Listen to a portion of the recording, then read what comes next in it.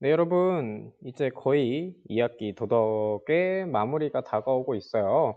네, 이제 등교 수업 전에 마지막 온라인인 것 같아요. 네. 여러분, 이제, 어, 도덕, 우리가 시작부터, 되게 많은 내용을 달려왔고, 상당히 어려운 내용들을 달려왔는데, 이제는 이제 전체 한 해를 되돌아도 보는 겸, 그리고 도덕이 여러분들의 삶과 밀접한 관련이 있는 만큼, 여러분들의 삶에 대해서 이야기를 해보려고 합니다.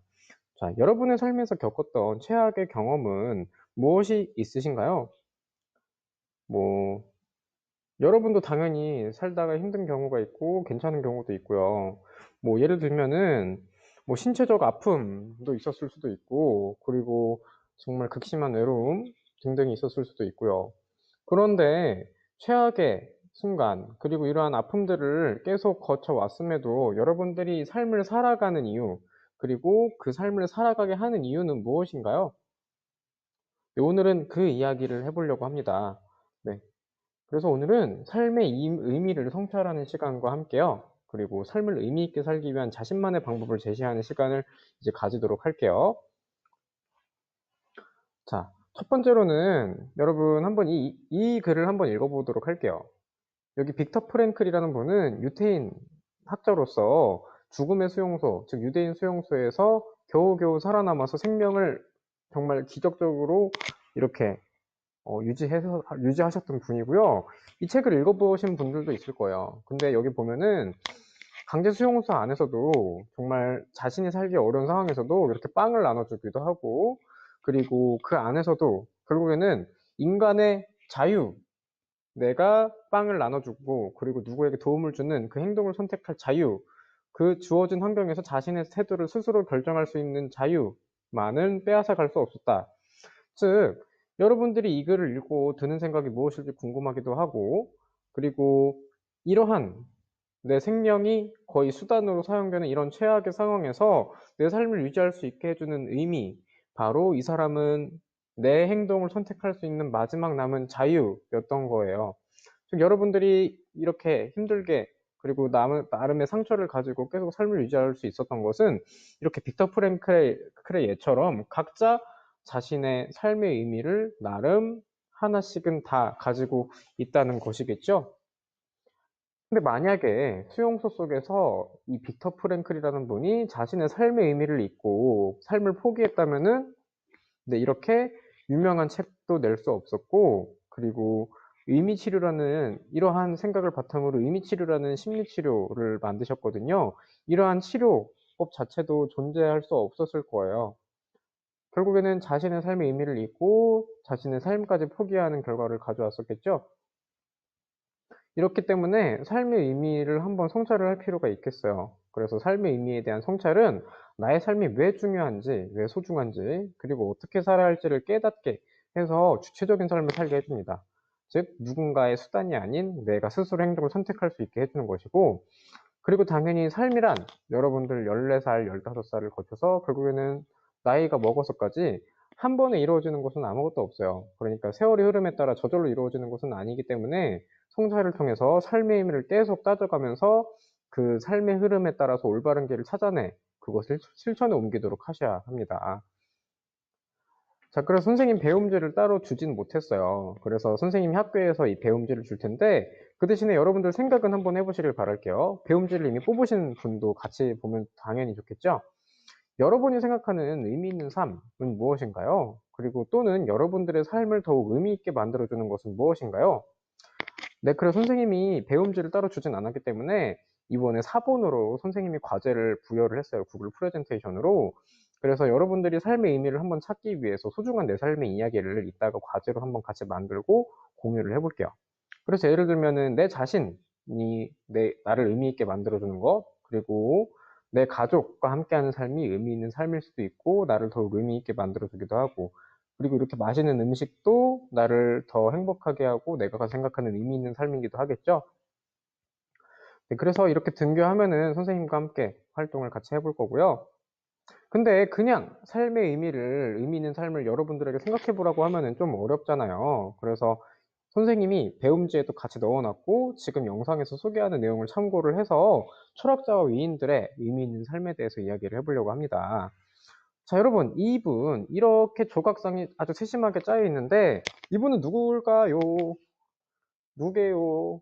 여러분들 다 아시는 분이에요. 1학년 때도 한번 이야기했었고요. 5글자의 고대 그리스의 철학자 바로 소크라테스입니다. 네, 소크라테스는 이렇게 그냥 유명한 게 아니에요. 너 자신을 알라. 항상 대화를 통해서 주변 사람들과 항상 개념들을 탐구했던 거고, 탐구했던 것으로 되게 유명했어요. 그래서 예를 들면 이렇게 밑줄을 그 메논이라는 그 되게 옛날 이 소크라테스 이야기가 있거든요. 거기에 보면은 아주 유명한 것들이 나옵니다. 그래서 이 사람이 하는 이야기가 덕이 무엇인지, 그리고 좋은 게 무엇인지, 지식이 무엇인지, 즉, 우리가 그냥 쉽게 넘어갈 수 있고, 어떻게 보면은 오해하고 넘어갈 수 있는 개념들을 아주 세밀하게 대화를 통해서 탐구를 했던 사람으로 유명해요. 그래서 서양 철학에서 거의 토론으로 일관한 서양 철학의 첫 번째 인물로 평가를 되고 있는데, 그럼 이 소크라테스는 어떤 삶의 의미 있다고 생각했을까요? 바로 성찰하지 않는 삶은 살 가치가 없다.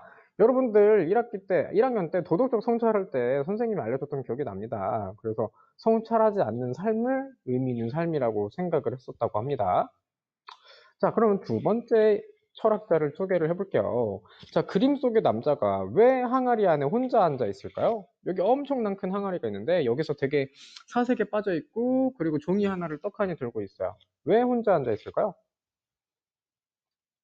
바로 이 사람은 항아리 안에 살면서 되게 검소한 삶을 살고 그 안에서의 좀 더 올바른 삶을 찾을 수 있다. 부유한 삶이 아닌 검소한 삶 속에서 올바른 삶을 찾고 자신의 철학을 정립할 수 있다라는 생각을 했다고 합니다. 그래서 그 유명한 이야기 중에 하나가 이 디오게네스가 항아리 안에 살면서 이제 유리컵으로 물을 마시고 있었대요.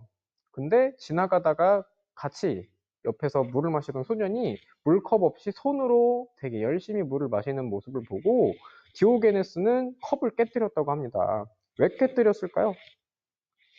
네, 왜냐면은 소년은 컵이 없어도 이렇게 손으로 열심히 먹고 있는데 나는 이런 컵이라는 검소와 반대되는 이런 물질로 내가 오히려 검소한 삶에 반대되는 것이 아닌가 하고 생각을 했다고 합니다. 그래서 욕심 없이 검소한 삶을 살아갔던 이 디오게네스는 욕심 없는 삶이 의미 있는 삶이라고 생각을 했대요. 그래서 철학에 전념하기 위해서 최소한의 욕심만을 인정했다고 하고요. 뭐 옷 입고 이런 것까지는 당연히 해야 되겠죠. 그리고 평생 한 벌의 옷만 입었대요. 네, 항아리 속에 살면서 무엇에도 속박되지 않고, 그러니까 오직 욕심 없이 지내니까 사람이 욕심이 없으면 그냥 오직 나의 생각만, 나의 철학만 계속 정립하면 되었겠네요. 그래서 무엇에도 속박되지 않고 자유롭고 독립적인 삶을 살기 위해 노력했다고 합니다. 그리고 이제 테레사 수녀의 이야기를 해보려고 해요. 테레사 수녀는 알바니아 출생의 인도 수녀라고 합니다. 그래서 노벨 평화상을 수상을 하셨는데 이 수상 전까지는 각종 어려움들이 있었어요. 외국 출생이라는 이유로 인도에서 되게 무시를 당하기도 했고, 그리고 수녀원을 나가서 생활하면 안 된다는 보수적인 가톨릭 문화로 인해서 선교의 활동을 되게 하기 힘들어 했었음에도 불구하고 선교회 활동을 계속 넓혀가고 죽어가는 사람들과 도움이 필요한 분들에게 애정 어린 도움을 베풀어서 결국에는 인도 정부에게 인정을 받게 되었는데 이분이 살아갔던 의미 있는 삶은 바로 이렇게 도움을 주고 그리고 어떻게 해야지 우리가 좀 더 의미 있는 삶을 살 수 있을까 생각을 할 때 바로 이 말을 기억을 해보시면 될 것 같아요. 자, 배움지가 있으시면 빈칸을 채우시고 없으면 계속 노트 같은데 정리해 주시면 되겠고요. 세상에는 작은 사랑도 받지 못해서 죽어가는 사람이 많습니다. 마더 테레사가 한 이야기예요. 그래서 이분이 생각하는 의미 있는 삶은 얼마나 많이 주는가는 중요하지 않습니다. 네, 선생님 되게 감동했어요. 이 말을 듣고. 작더라도 그 안에 얼만큼 사랑과 정성이 깃들어 있느냐가 중요합니다. 네, 사랑의 가치. 네, 사랑 안에 담겨 있는 건 정말 그 따뜻함과 감동, 그 무한하죠. 그래서 그 사랑의 가치를 계속 이야기를 하셨어요. 저는 결코 큰 일을 하지 않습니다. 다만 작은 일을 큰 사랑으로 할 뿐입니다. 즉 아이 하나를 안아주는 그러한 것도 정말 따뜻한 어마어마한 사랑으로 실천하고 그리고 도움이 필요한 이에게 시선을 한번 돌리는 그러한 작은 행동도 그 안에는 따뜻하고 어마어마한 사랑이 담겨 있다는 것이겠죠. 자, 그럼 마지막으로 이분을 이야기해 보려고 합니다. 목민 간의 부패 방지를 위한 청렴의 자세를 강조했던 조선 후기의 실학자 누구셨나요? 누구셨나요? 바로 정약용 선생님인데, 자, 이분은 조선 후기에 엄청난 기술 발전과 학문 발전에 일조하셨던 정약용 선생님인데, 목민심서를 쓰셨잖아요. 그런데 유배, 강진 다산초당에서 18년간 유배 생활을 했다고 해요. 이 원인은 좀 뭐 역사 시간에 이야기를 했었겠지만, 어쨌든 그 나라에서 종교적인 것과 관련이 돼가지고 그래서 유배 생활을 하셨는데, 18년간 정말 외롭게 혼자 생활을 하셨음에도 불구하고 이분이 어떻게 계속 삶을 유지할 수 있었을까요? 어떤 곳에서 삶의 의미를 찾으셨길래? 네, 바로 이분은 이 글을 읽어보면서 삶의 의미를 한번 찾아보면 될 것 같아요. 이분의 삶의 의미를. 그래서 오로지 한 가지 책만 책상 위에 두고 밤낮으로 마음을 가라앉혀 탐구했더니, 눈으로 보는 것, 손으로 만지는 것, 입으로 읊는 것, 마음으로 생각하는 것, 붓으로 베껴 쓰는 것에서부터 밥상을 대하고 배를 문지르는 것에서 이르기까지 어느 하나 책이 아닌 적이 없었다.